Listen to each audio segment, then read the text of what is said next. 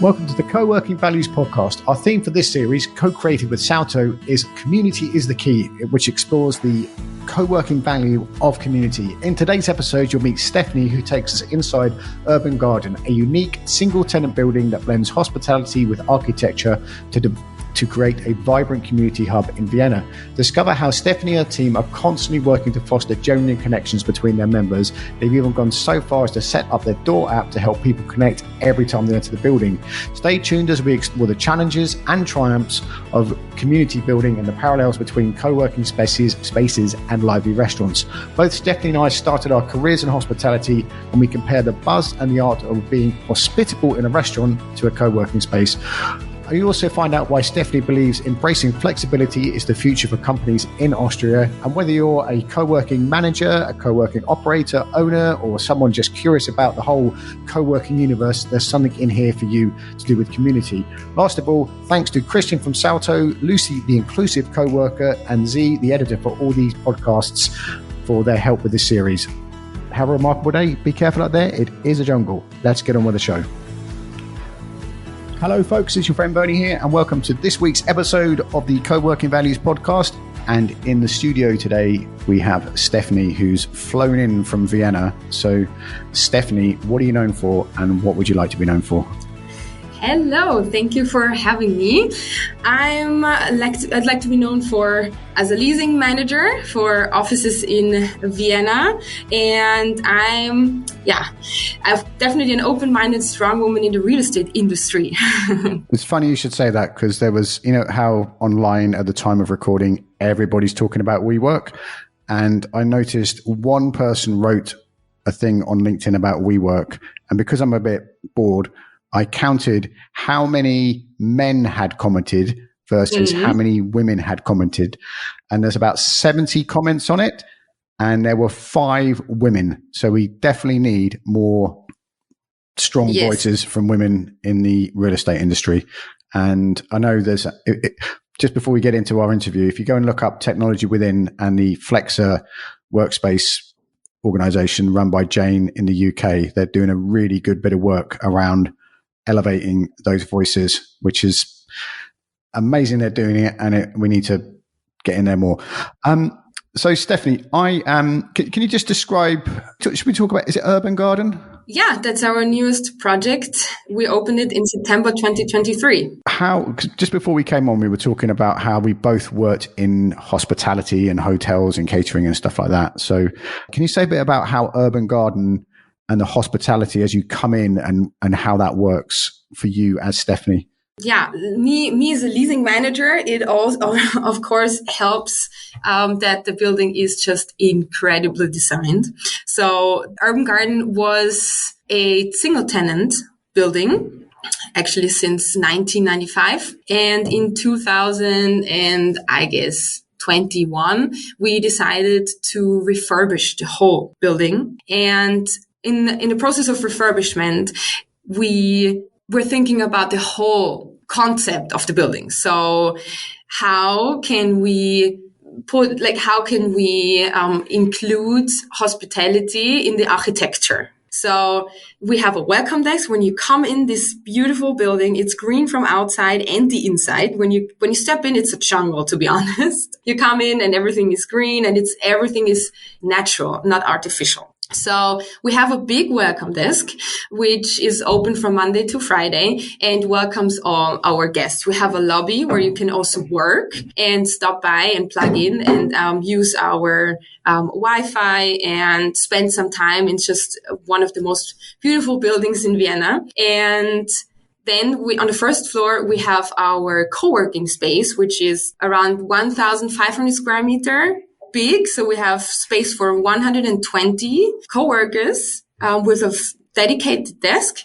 And these 2 areas, so the lobby and the entrance of the building and the first floor, are the ones where people stay and work, connect, and the hospitality is taking place in these two floors. How do you get people to connect in the building? Because that's one of the things about, like, that people always say this in co-working, and that's why we're always talking here on the Salto podcast about community is the key and what is the secret. And everyone talks about community, but they kind of, how do you do that? And, I've been in a building, as a resident in a building, a bit like, not quite as shiny as yours, but a bit like yours. And I don't think what I want to put across is it's not just in co-working spaces that you get community, because I think, and I want it to be true, that, community is also available in a more office-led kind of building. And do you think that's true?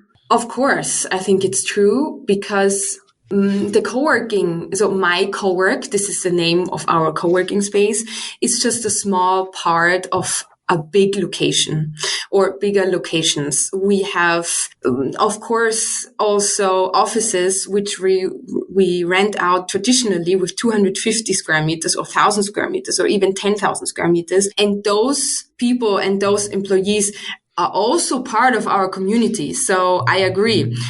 Community is taking place basically anywhere. And in the co-working space, it's more intense, because you have different companies next to each other. They see each other every day, and they share the kitchen. They share the napping room. They share the meeting room.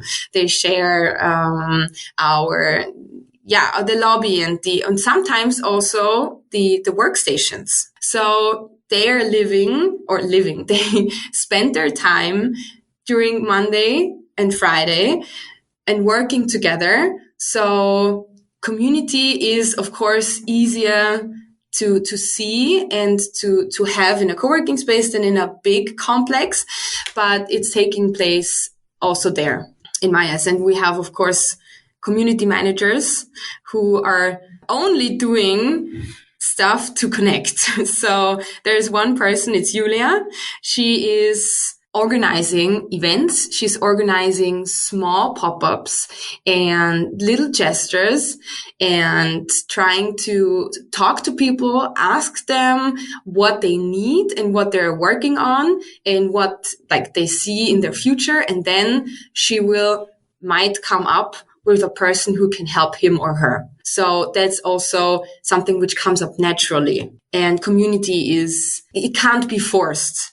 It has to be the building where you want to spend time in as long as possible, and to be with people that give you advice, people that lift you up, and maybe people that can also learn from you. So community is, of course, not only events. It's the natural habit people have coming in an office, talking to each other and helping each other. And yes, that's what we're doing. That's a really good thing. Community is not only events, because there's all these in-between bits that happen. And I think the in-between bits have to happen to get people to come to the events. And, it's like this little ecosystem. What happens in your experience when you force community? Because I've got my own horror stories, but I think yours might be more fun for the audience. When you force, we had an event. We called it speed networking, and it might have been a little too early and too forced to send out that event. Not too much people came, and when they sat down, they didn't really know what to talk to each other. You need to imagine this kind of event like a speed dating. So people were sitting next to, opposite of each other. The one was from a bigger company. The other one was more like a startup. And we thought, okay, that would be a great idea that they come together and sit for, 5 minutes, and then ding, and the next one is coming. But it didn't really turn out the way we wanted to be, because these forced networking situations are situations where you feel like you're in an interview or you're applying for something, and it doesn't give you space to talk freely. You want to perform. And when you're just going up and getting some coffee, or you are going to the community manager and ask them, hey, I know that company. I saw it on the directory board. I would like to get in touch with this and this person, and then the community says, okay, yeah, that's a friend of mine, of course I call her, and then you go to lunch or you give them the LinkedIn profile, and then you can refer on some person that the person already knows.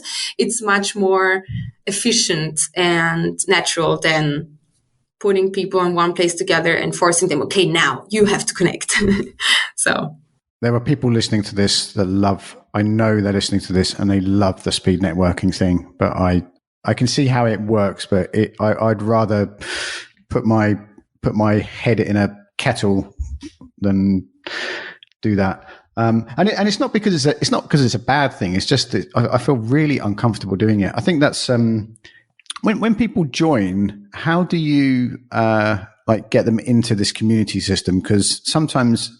Not even sometimes. Often you turn up to a building or a group of people or a sports team and everyone's established and you're kind of the outsider. How long does it take for someone to get into the community, and how do you help them without doing that awkward forcing thing?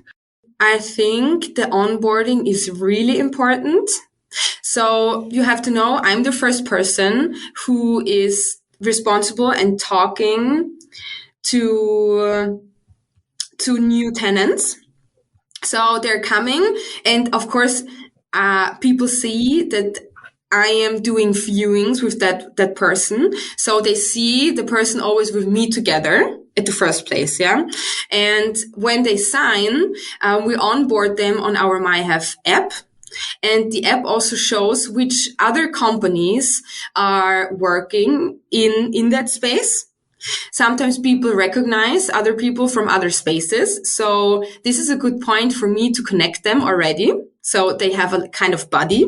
If this is not the case, then our welcome desk, which is actually our operations management on site, they are taking care of every coworker, and they're the point where they come back to from Monday to Friday.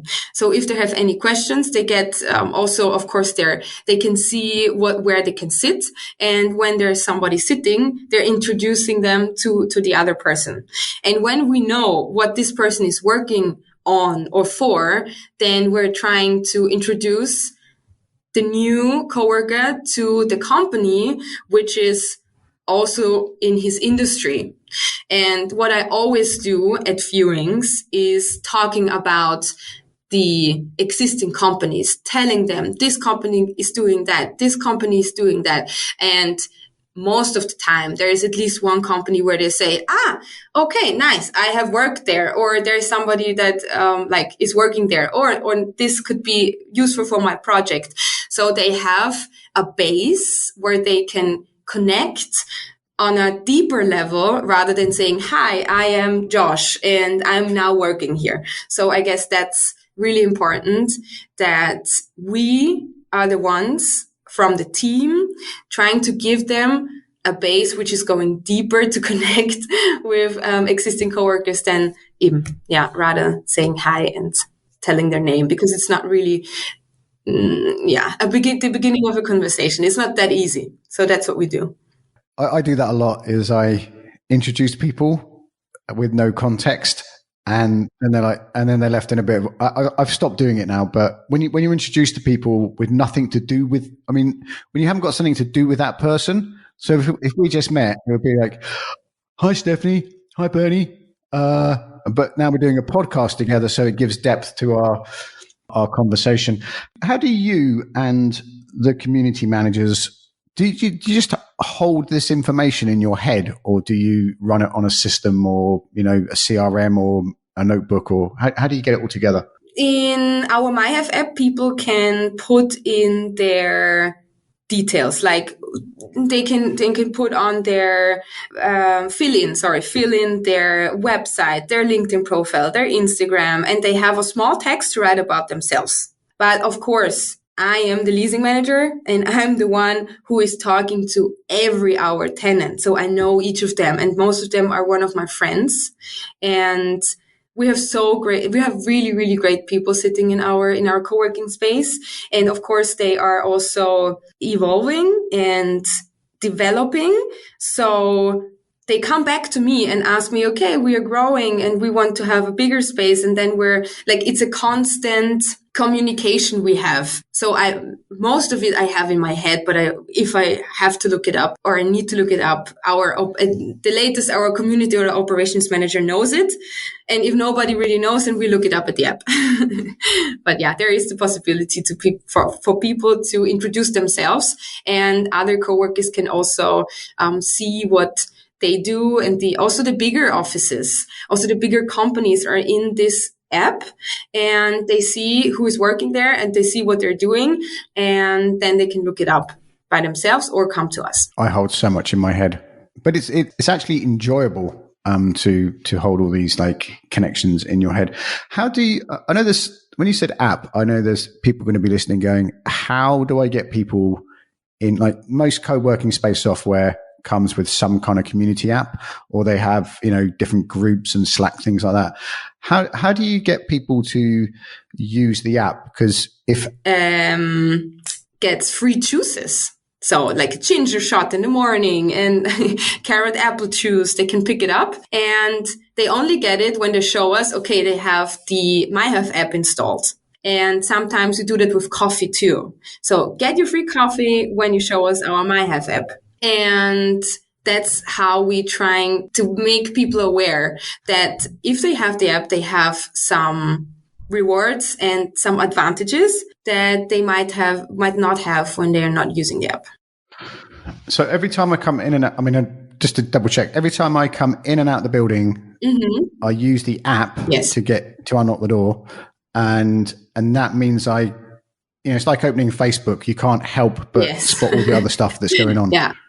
It's on the one hand pretty inconvenient because of course it would be nice to just get your phone, and put it there, and then it's opening like when you're paying with your phone. Of course, everybody has their debit card already on the phone, and you just hold it there and it pops up. This is not what is happening with our MyHealth app. You really have to open up your phone, then go into the app and then press the key button. It's a longer way, but you get used to it, and people are actually opening the app.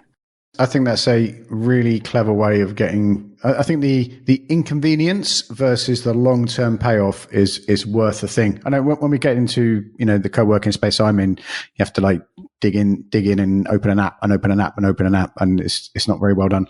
So just before just as we wrap up is, like early on in your career, you like me, you worked in hospitality, and I've always, like very early on, I felt like having a co-working space there's this atmosphere you can create in a restaurant or a bar throughout the evening shift starts in a restaurant, and there's a little buzz going around, and then people come in, and you kind of build the puzzle of the guests entering and the way the team interact with the guests.